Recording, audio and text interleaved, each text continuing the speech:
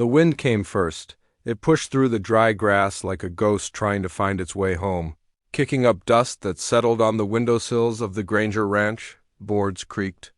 A screen door flapped loose. And somewhere out by the porch, a broom scraped in slow, steady strokes. The girl was barely 10, bone-thin, asterisk, dressed in an old feed sack stitched into a dress that didn't reach her knees, asterisk. She swept like it was her only prayer, small hands gripping the worn handle as if it would vanish if she let go. No one had asked her to clean, no one paid her mind. But still, every morning, before the sun could lift its full face above the hills, she swept the entire porch, then the steps, then the path to the barn. And when the dust came back, she started over. The ranch hands laughed at her, called her the broom mouse or ghost girl. Asterisk, one of them threw half an apple at her the week before. It hit her shoulder and rolled. She picked it up without looking at him, wiped the dirt off on her dress, and took a bite. She never spoke. Not once. Asterisk, inside the house, Silas Granger sat at his kitchen table, his boot resting on the leg of an empty chair. The window was open just a crack. He could hear the broom dragging across the porch, like a clock ticking down to something unnamed. Asterisk, the coffee in his cup was black and still. Asterisk. His rifle leaned against the wall beside the door. Asterisk, a letter sat on the table and read, unopened, with a wax seal long cracked. He hadn't meant to let her stay. He didn't even know her name. Asterisk, she'd just shown up 3 weeks ago, tucked inside the hay shed after a lightning storm. Mud on her feet. Eyes like river stone. She hadn't asked for food, only kept working, the kind of quiet work a man might miss if he wasn't paying attention. But Silas noticed. He always noticed things no one else did anymore. That's what war did, asterisk. Made you a watcher, asterisk, that morning. The air felt off, too still, too expectant, asterisk. By noon, the sky browned like bruised fruit. The heat came thick, pressing against the house like it wanted in. Clara, he'd heard one of the hands call her that was still sweeping, asterisk. That was when the trouble started. He was drunk again, Joe Talley, a mean kind of man with eyes that never met yours. Always chewing something, always spitting it too. Close to boots not his own, asterisk. Silas saw him heading toward the hay shed just after supper, bottle in hand. A slow lean to his walk like his body didn't trust his feet. Asterisk. Silas watched from the porch, thumb brushing the rim of his coffee cup. The girl wasn't sweeping anymore. He'd seen her slip back into the shed earlier, arms tucked around a worn blanket she must have found in the barn loft. Then the scream came, sharp, not loud, like she'd tried to hold it in but failed. Asterisk. Silas was off the porch before the scream ended. The limp in his right leg slowed him, but not enough to matter. His hand went to the rifle as he moved. The shed door was cracked open. He kicked it wide. Asterisk. Joe froze, bottle raised mid-air, his other hand grabbing at something that wasn't his. The girl was in the corner, hands on her ears. Asterisk. Get your damn hands off her, Silas growled. Asterisk. Joe turned, something bitter rising in his face. She's just The rifle went off, close, asterisk. Not at him, but close enough, asterisk. The bullet tore through the saddle horn nailed to the beam beside Joe's head. The wood splintered. He dropped the bottle. Silas didn't shout again. Didn't need to, asterisk. Joe backed out, eyes wide. Silas followed him into the dusk and said, voice cold as winter, you got till sundown to be off my land. And that was it. Joe rode out that evening, dust trailing behind him like shame. The ranch hands said nothing. Most didn't like him anyway. Asterisk. Silas stood alone under the porch light for a long time. Then, finally, he looked down. The broom was still there, propped against the wall, handle cracked near the top. Asterisk. He picked it up, turned it in his hand, then leaned it gently by the door. He didn't say a word to the girl that night. Asterisk didn't look for her, but he left the kitchen door unlocked, and in the morning, the broom was moving again. There were no more words for days. Asterisk. Clara swept like always. Ate what was left on the porch table, biscuits, a strip of dried meat, sometimes beans gone cold. Asterisk. Silas began watching more closely. From the barn, from the window. From the edge of the corral where the horses stomped and snorted in the heat, asterisk, he started noticing things, asterisk, her hands scarred, one finger bent from a break, never healed right, asterisk, her back curved slightly, too young to be bowed like that, her face still, unreadable. One afternoon a storm rolled over the plains. Black clouds. Thunder shaking the bones of the land, asterisk, the cattle panicked. One broke the fence. Another followed, asterisk, Silas tried to rein them in. Yelling, waving his hat, but they stampeded. He slipped in the mud, leg giving out with a crack. A hoof caught him across the ribs. He couldn't breathe, couldn't move, asterisked then small hands. Muddy and shaking, pulling at his arms. Clara, no words, just grit, just fire, asterisk, she dragged him. To the fence, using a broken gate post for leverage. She tied a rope around his chest and pulled him through the rain like he was a sack of flour. Asterisk, he woke in the barn loft. His ribs screamed. And beside him, someone had folded a wool blanket. Over his chest, she'd written one word in the dirt beside him, traced with her finger. Stay. He didn't cry, didn't speak, just closed his eyes and listened to the wind. Asterisk by the end of the week. The broom had a new handle carved from a hickory branch. Silas left it by the door, no explanation. She began using it without question, and for the first time, when she swept, she smiled, asterisk. The smoke didn't come from fire knot at first. It came from heat sitting heavy on the land, from the sweat of cattle and the rot of still water, from the iron stoves inside weathered cabins where widows boiled beans for children who never stopped crying, from the soot of war that still lived in men's bones, rising up again when they thought they'd buried it for good. Asterisk, Silas sat on the porch that morning, ribs bound tight beneath his shirt, breath shallow. His leg ached with each shift of the wind. A storm had passed, but the air still smelled like lightning. The broom whispered behind him. Asterisk, Clara was sweeping again. Always sweeping. As if she could sweep away the ghosts. Asterisk, she still hadn't said more than a word. But something had changed since the storm. She moved with more certainty, as if she finally believed she wouldn't be run off. Silas watched her, sometimes not to pity her, but because he understood what it was to live on borrowed ground. Asterisk, by midday, a rider came up the trail, slow, tall in the saddle. Wore a badge on his chest that caught the sun like it was proud to shine. Sheriff Tom Lanton.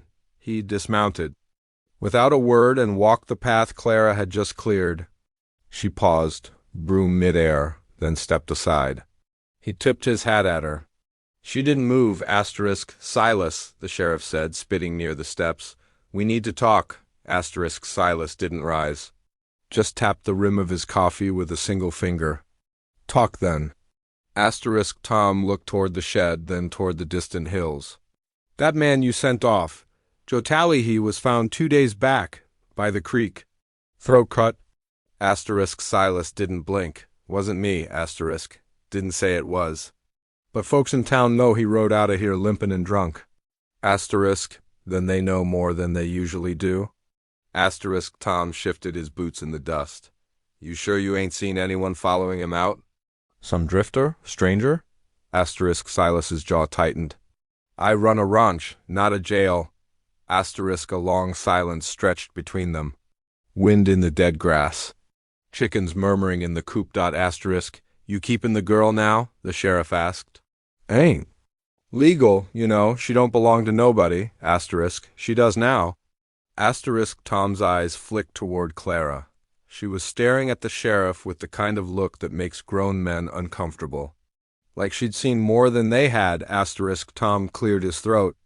Just watch yourself, Silas. She might not say much, but sometimes girls like her carry heavy shadows. Asterisk, I've got plenty of shadows already, Silas muttered. One more. Won't tip the land. The sheriff left without saying goodbye. That evening, Clara didn't sweep. She sat on the porch steps, the broom across her lap like a rifle. Asterisk, Silas came out with 2 mugs. Set one beside her without looking. She took it with both hands. Steam rose into the evening air. Asterisk, he didn't speak. Neither did she, asterisk, but they both watched the tree line long after dark. The next few days bled slow and dry. Ranch hands came and went, keeping quiet around Clara now. She moved through the barn like a ghost who belonged there. She fed the chickens, watered the old mule, dug weeds from the bean patch behind the shed. Silas caught her once, up in the loft. She was sorting a pile of old things, blankets, rusted tools, bent nails, worn books. And then she found something, a photograph, old, sepia-stained, a boy, with wild hair, maybe 11, smiling with a broom slung over his shoulder. Next to him another child, smaller, not his brother, maybe not even white, darker skin, native perhaps. Both of them grinning like they'd never tasted grief. Silas stood behind her and said nothing. She didn't turn. She just brushed the dust from the image with her sleeve. Then she climbed down and left it on Silas's dinner plate. That night. When he came in for supper, he stared at it for a long time. The boy was his son. The other one he barely remembered. Child brought in during the war, for a season. Some mother died in the crossfire of burned-out territory. His son had begged to keep him. Silas said no. They couldn't afford to feed two. The boy was taken by wagon to the next town over. No one ever saw him again. Silas tucked the photo into his breast pocket and didn't eat that night. The next day, Clara went to town. She didn't ask. Just walked the 6 miles in the early gray. Silas found out only because one of the hands said they saw her passing the fence line alone, hair tied back with twine, carrying nothing but her boots slung over her shoulder. He saddled up and rode into town by noon. Found her sitting on the edge of the mercantile porch, staring at the notice board. Her fingers were curled around a sheet of paper. He called her name. Once, she didn't flinch. Just handed him the paper, a wanted poster. Daniel Talley, older brother of Joe, charged with robbery, assault, and suspected murder, last seen riding north after Joe's body was found, a bounty on his head, alive or dead. Silas crushed the paper in his hand. You recognize him? Clara nodded, then pointed. Across the street, a man was watching them from the saloon window. They rode home in silence. Clara held the reins while Silas gripped his ribs. He hated the feeling being watched, being followed, but more than that, he hated that Clara had walked into danger and knew it. Back at the ranch, she tied up the horse, swept the porch again. At dusk. Silas spoke for the first time since town. You knew he was coming? Clara didn't answer, just kept sweeping. He stepped onto the porch, voice low. You could have told me. She stopped, turned. Then she reached into her dress pocket and pulled out a torn corner of a second poster, just the eyes and the name, Daniel Talley. She handed it to him like a warning. He looked at her. You afraid? She shrugged. Then, after a moment, shook her head. Silas stared past her, out into the fields going gold with night. He remembered his son's laugh, remembered saying no, remembered riding home with a weight on his back that never left. He touched the photograph in his pocket. Then looked down at Clara. I won't say no this time, he said softly. She blinked once, and for the first time since she arrived, she whispered back, I know. The hills were breathing, not wind, not storm, but something deeper. Silas felt it in his bones that morning, like the land was warning him, the cattle wouldn't settle. The mule stood still at the post, ears flicking to things unseen. Even. The birds were quiet. He opened the door and saw Clara already standing at the fence line. She wasn't sweeping. Just waiting. There was dust in the distance. Low, curling, rising in slow spirals. Riders, 3 of them. He limped across the yard, rifle slung over his shoulder, pain blooming in his side with each step. Clara turned as he reached her, eyes narrowed against the glare. How close? He asked. She held up 3 fingers. Then pointed 2 up front, 1 behind. They weren't rushing. They were watching. Waiting to be seen. He turned and hobbled to the barn. Came back with an old rifle, short, rust-pitted, but loaded. He held it out to Clara. She didn't take it at first. He looked her in the eye. You ever shot one? She shook her head. He handed it to her anyway. Asterisk. Then hold it steady. That's half the battle. Asterisk. She gripped it like the broom tight.